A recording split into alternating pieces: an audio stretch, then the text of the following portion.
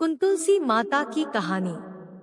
कार्तिक मास में सभी स्त्रियां तुलसी माता को सींचने जाती तो कोई धन मांगती, कोई पुत्र मांगती, कोई सुहाग मांगती। सब कोई सींच कर आ जाती, पर एक डोकरी सवा पहर रात को उठती और सवा पहर दिन चढ़े तब तुलसी माता की पूजा करती।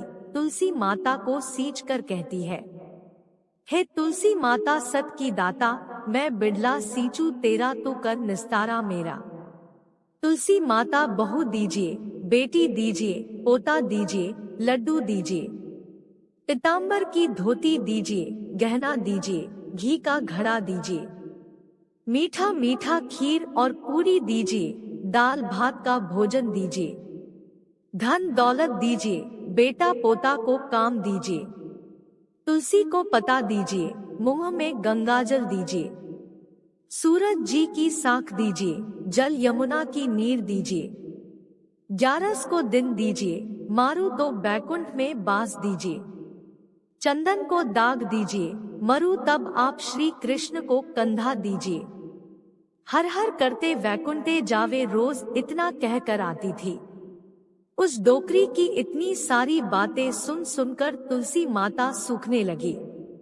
तब भगवान ने पूछा कि आपको सभी स्त्रियां आकर उगाती है और पूजा करती हैं, तो भी आप सुख रही हैं, ऐसा क्या हो गया? तब तुलसी माता ने कहा कि आप मेरे मन की बात को मत पूछो।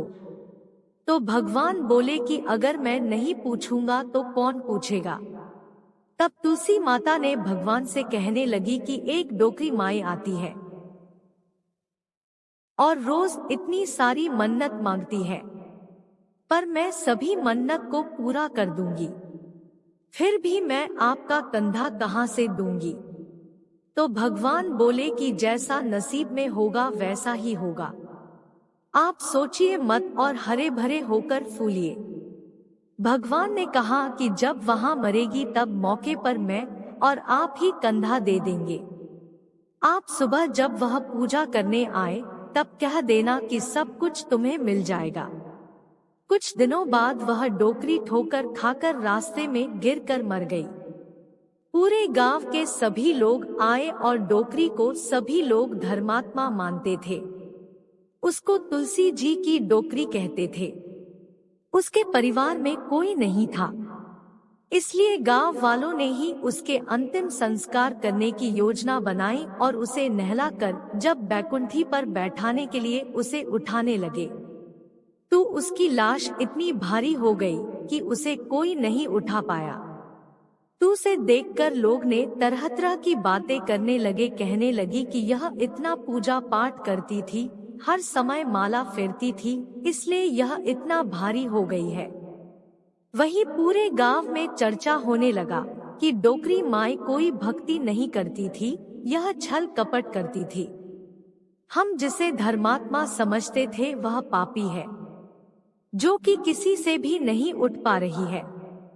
इधर भगवान ने सोचा कि मेरे भक्तों की निंदा हो रही है, इसलिए भगवान ने बूढ़े ब्राह्मण का भेष धारण करके आए और वहां पर एकत्रित लोगों से पूछने लगे कि यहाँ पर इतना भीड़ क्यों लगाया गया है, जिससे लोग कहने लगे कि यह डोकरी माई मर गई है और पाप इन थी जिससे वह किसी से उठ नहीं रही है।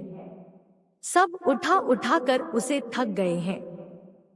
तब ब्राह्मण ने बोले कि मुझे एक बार डोकरी के कानों में कहने दो, फिर वह देखो उठती है या नहीं। तो सभी लोग ने कहा कि आप भी प्रयास करके देख लीजिए। तब भगवान ने डोकरी के कानों में कहा कि हे डोकरी माई देखो मैं आ गया।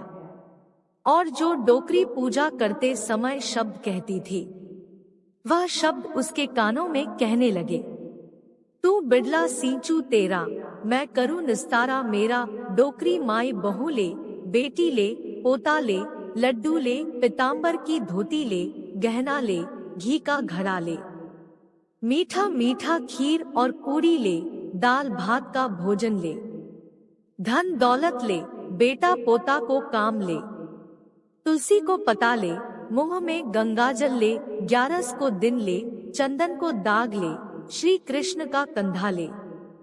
इतना सुनते ही डोकरी हल्का हो गई। भगवान ने बोला आओ और उसको उठाओ। भगवान ने हाथ लगाया और डोकरी उठ गई। सबको आश्चर्य हुआ। उसे खूब धूमधाम से ले जाया गया। भगवान ने उसे अपने कंधे पर ले गए। पूरे गांव में डोकरी की चलावा बहुत ही अच्छा निकला था, जिससे उसको मुक्ति मिल गई और वह बैकुंठ में चली गई। सभी लोग देखते रह गए। सभी लोगों ने देखा कि मुर्दा घाट तक तो ब्राह्मण साथ ही आया था, लेकिन अब वह दिखाई नहीं दे रहा है, जिससे लोगों को समझ में आ गया कि वह भगवान आए थे। हे तुलसी माता, उसकी मुक्ति कराई, जैसे उसी तरह सबकी भी मुक्ति कराना। सबको भगवान का ही कंधा मिले, सबको स्वर्ग।